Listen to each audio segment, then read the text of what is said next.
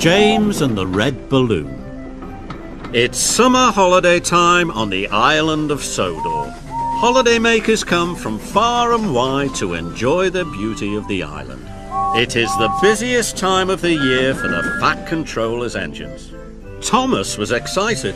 The Fat Controller had sent him to pick up a special to deliver to Dryor Airfield. What have you got there? Tooted Percy. A balloon, replied Thomas. A party balloon? Asked Percy excitedly. No, said Thomas. This is a very special balloon. And he chuffed away. Soon Thomas arrived at the airfield.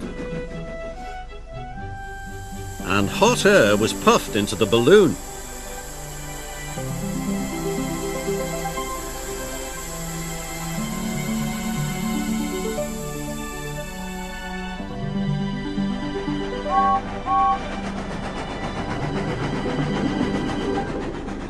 What is that? Huffed James. A hot air balloon, said Thomas. It will take holidaymakers on rides around the island. Taking holidaymakers on rides around the island is our job, wheezed James jealously. Then, as if by magic, the hot air balloon rose silently up into the sky. What if the hot air balloon takes our passengers away? Chuffed James. What will happen to us then?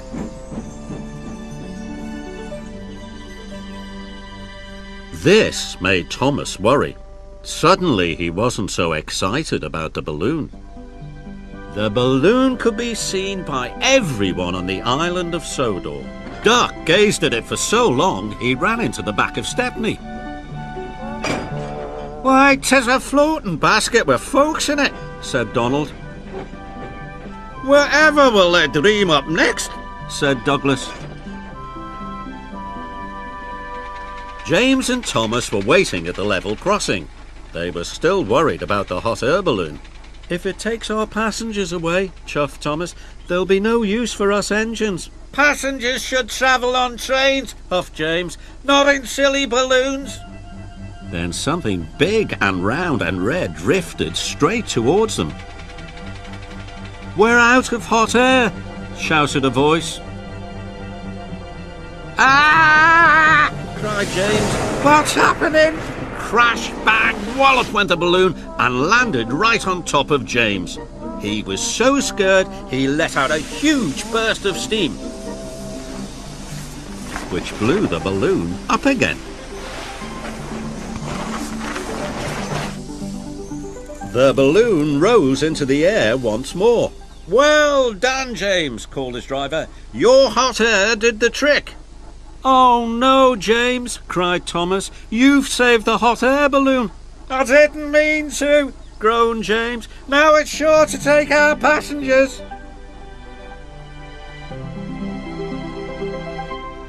Wherever James went, he could see the balloon carrying holidaymakers across the island. He felt he should be taking those passengers. Rails are better than hot air any day. James arrived back at the station. There were lots of people on the platform. The Fat Controller was waiting too. Well done, James, he said. But now the passengers will ride in the hot air balloon.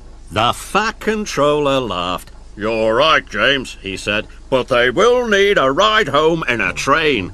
James was delighted. The Fat Controller was right. The engines were busier than ever, taking holidaymakers to and from the airfield. Whenever James sees the red balloon, he whistles and toots.